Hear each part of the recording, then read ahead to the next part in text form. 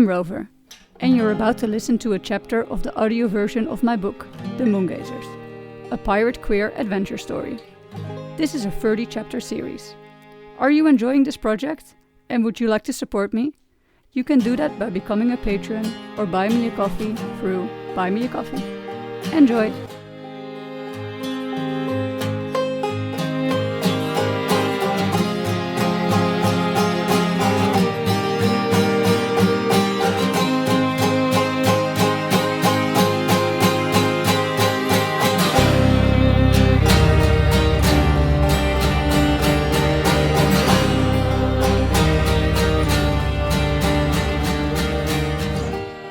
Prologue. A bolt of lightning cut through the dark night as we hide at the foot of the fortress of Idosmel.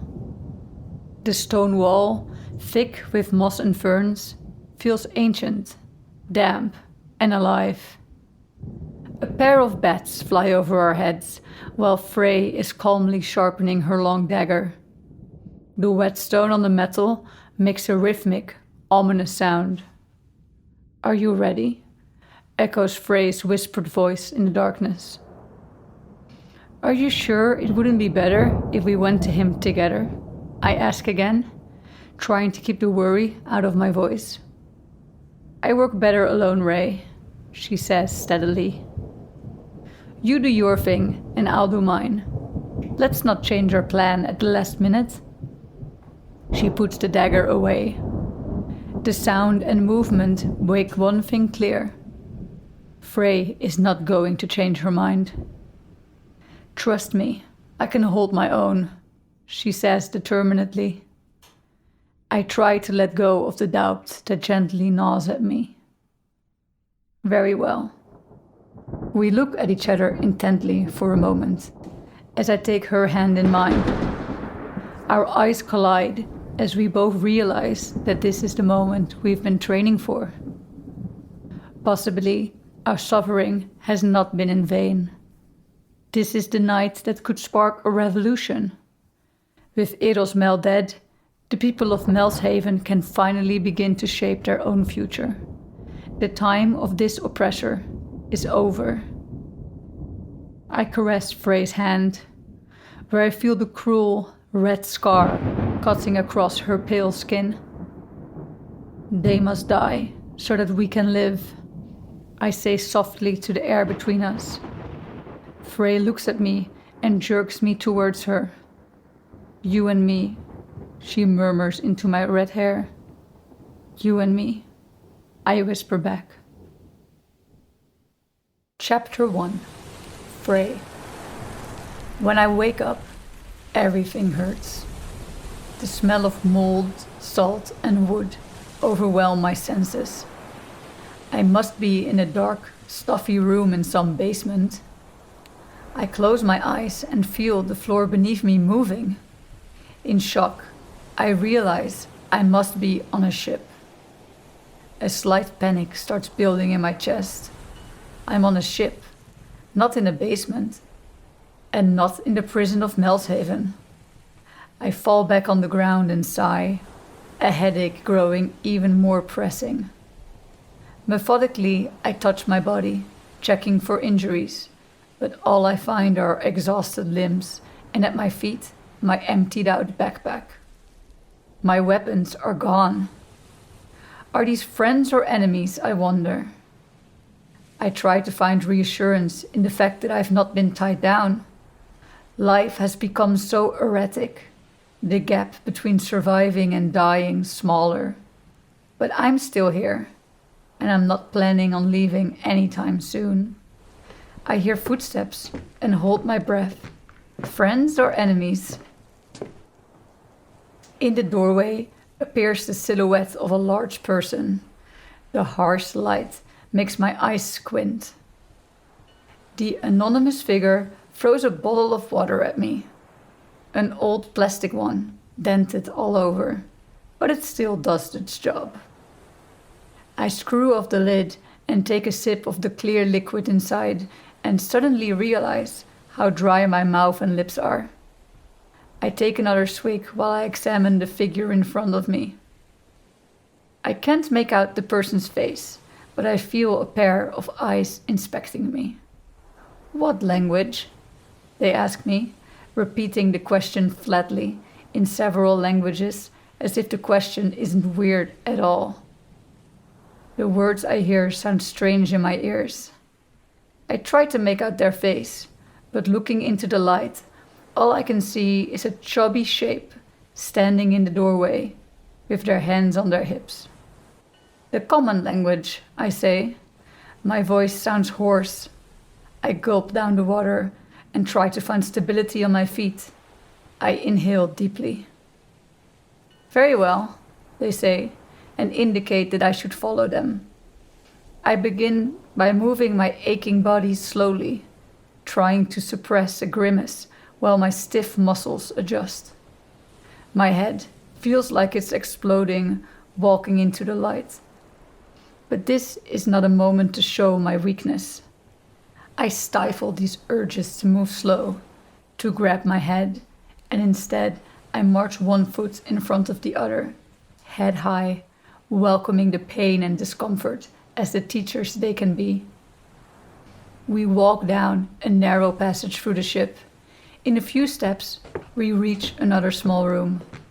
The person gestures for me to sit on a chair and throws a piercing glance when I hesitate.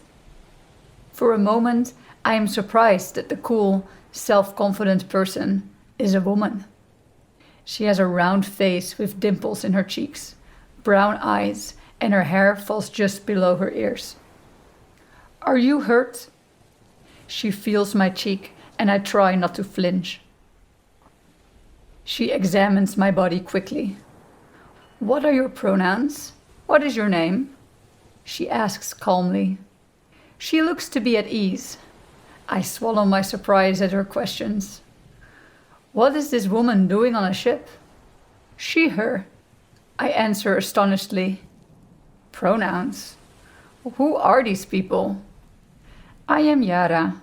She, her, she says briskly as she prods and squeezes me in various places. I try not to show that everything hurts. You're on the Wyckoff, Captain Jude's ship. We pulled you from the sea. We took away your knives as a precautionary measure. She said it so matter-of-factly, as if the entire situation isn't strange at all. You've been out for about 2 days, she continues.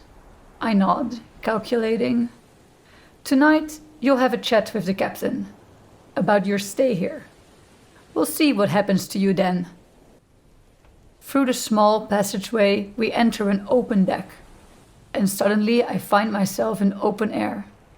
Immediately, I realize this ship is huge. While my eyes are adjusting to the light, I glimpse Yara pace across the deck with lively steps. She wears a long skirt and a big coat.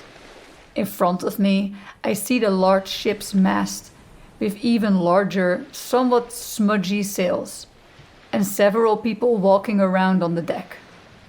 Yara beckons at me while I look about, somewhat surprised. The ship is made of wood, and I recognize it only from the olden day movies. But those are vague memories from a time when we still had TVs and electricity pouring from the walls. We go down some stairs, and I enter an open space below deck. A small group of people are sitting at a table, and they look at me suspiciously. Each has long hair and wears slightly grimy-looking clothes. Something about their appearance is off, weird.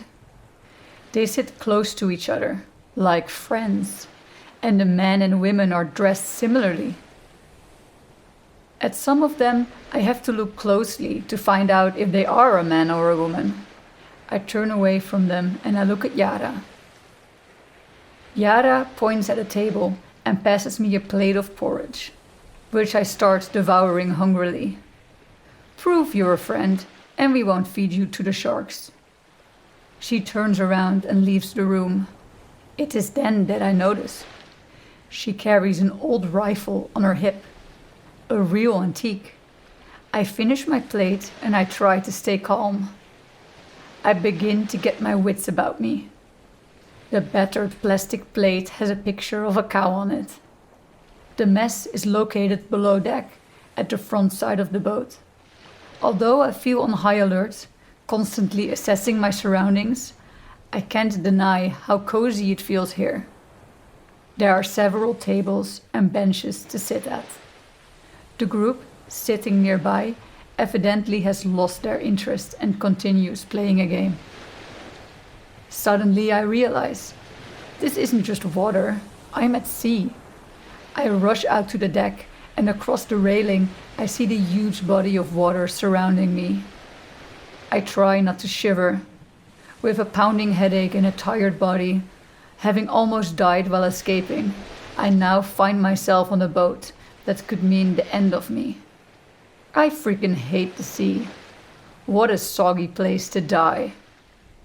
I close my eyes and I remember a long sprint down the hallway. Ray, waiting for me outside. Where would they be now? Probably not still waiting at the gate. But I shake off those thoughts. They are not for now. On deck, people are busy scrubbing, cleaning, and sailing. It doesn't look like this captain cares about the appearance of their crew, because everybody looks somewhat unkempt and disheveled. Sturdy trousers and boots, some with old-fashioned sneakers in various states of falling apart. Hair cropped short or braided. The people walk around the ship as if it was theirs, which might actually be the case. They are heavily armed with modern and older weapons. At the helm stands a big woman with broad shoulders and black hair combed back with grease, long at the back and short at the front, as if someone had rigorously taken a pair of scissors to it. She stands at the helm casually talking to someone. Could that be the captain? I receive a couple of smiles, but also some suspicious glares while I carefully try to get my sore limbs going. There is no land to be seen. All around us is an enormous sea, a grayish mass so large as if the entire world consists of cold, sloshing water. I realize I have no idea where I am, where Ray is, and whether our course is taking me further away or closer to completing our mission. Really, who takes to the sea at all these days? I've experienced it myself. Navigation failing, electronics that stopped working.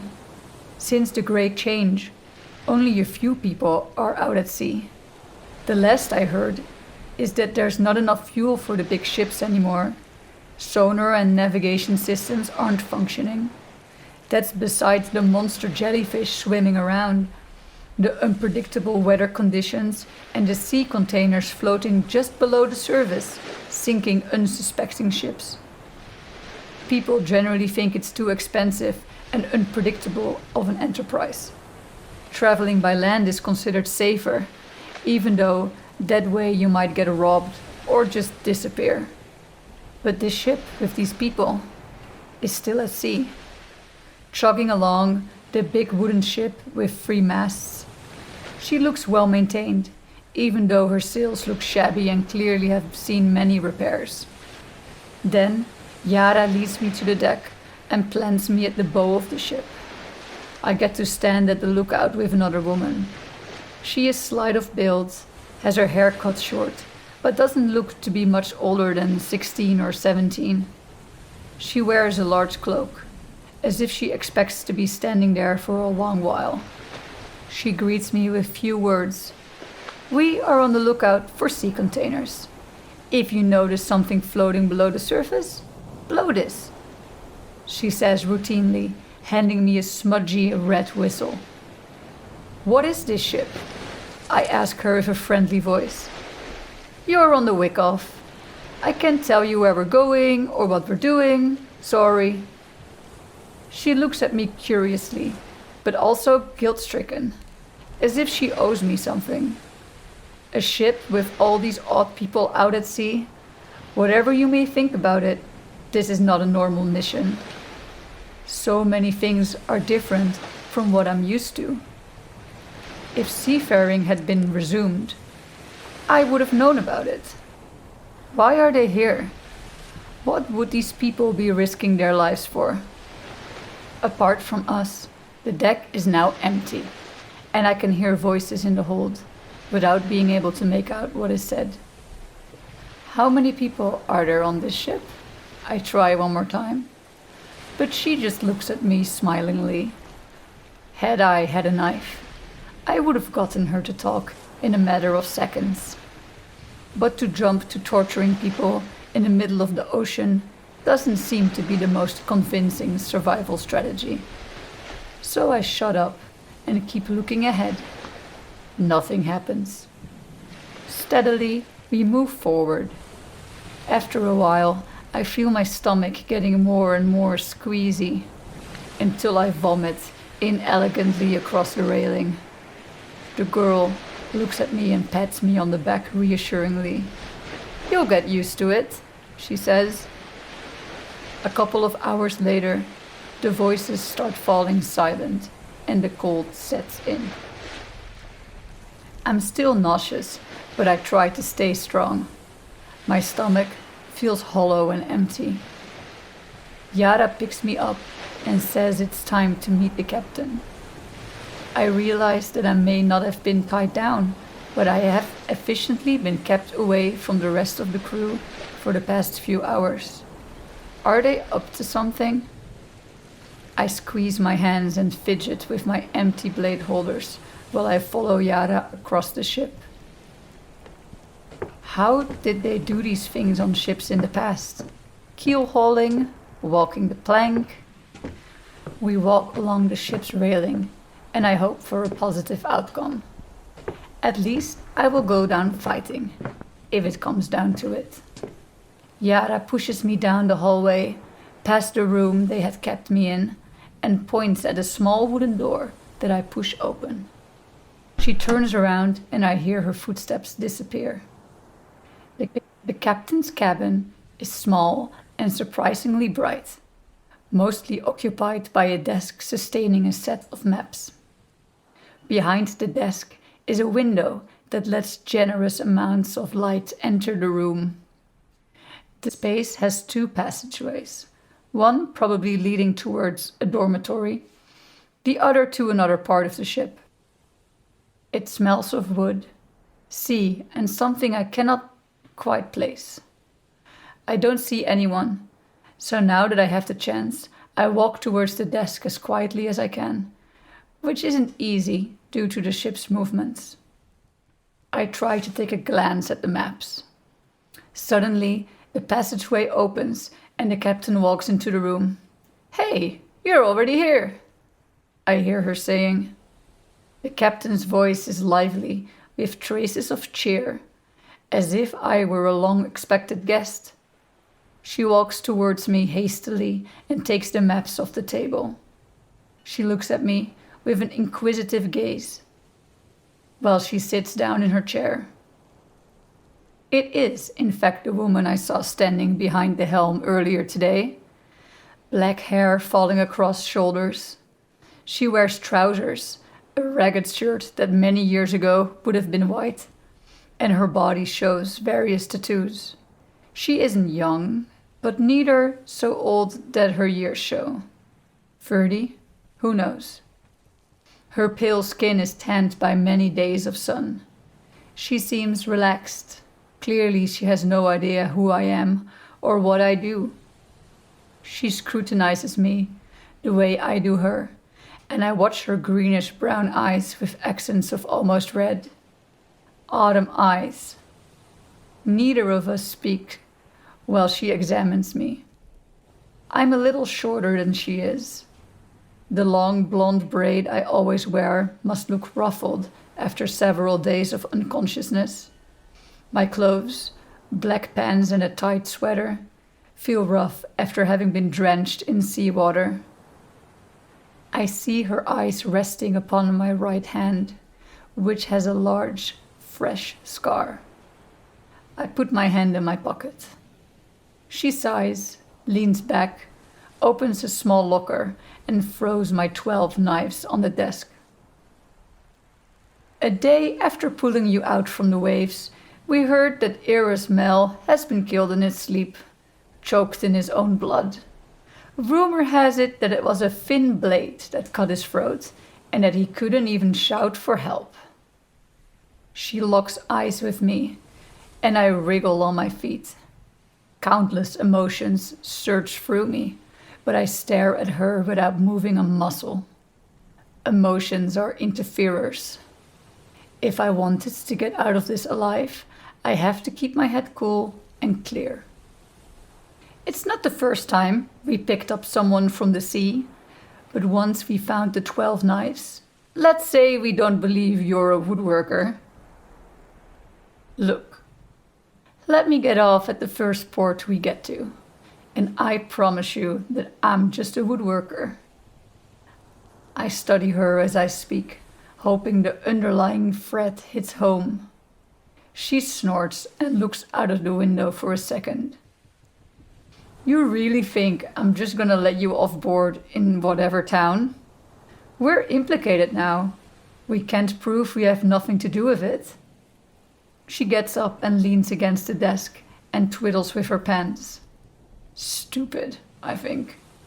Bent over like that, with her head leaning forward, I could take her down and have a weapon against her throat in about 2 seconds. Untrained or too trusting. This woman looks strong, but her way of moving so close to me tells me that she is not a murderer and not a fighter.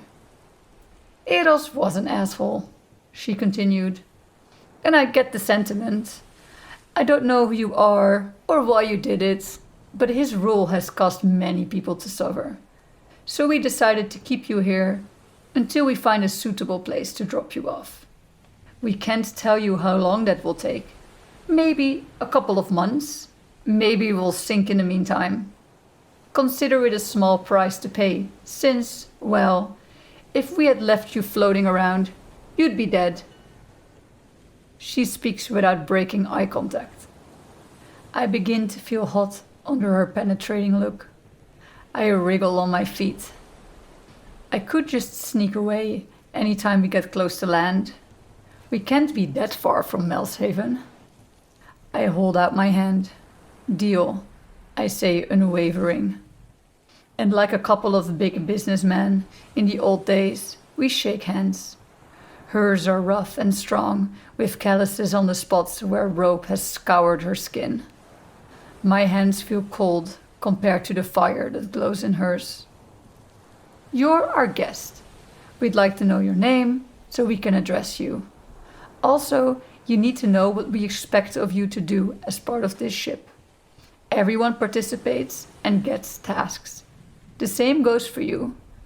Prove yourself to us and we'll accept you as part of the crew until our ways part. Afterwards, you won't tell anyone what you've seen here. Our moment of shaking hands turns uneasy when, pronouncing these last words, she begins squeezing my hand. But I can squeeze just as well. So for a while we just stand there, crushing each other's hands and staring each other down. You can call me Frey. She, her, I mutter between clenched teeth. Hello, Frey.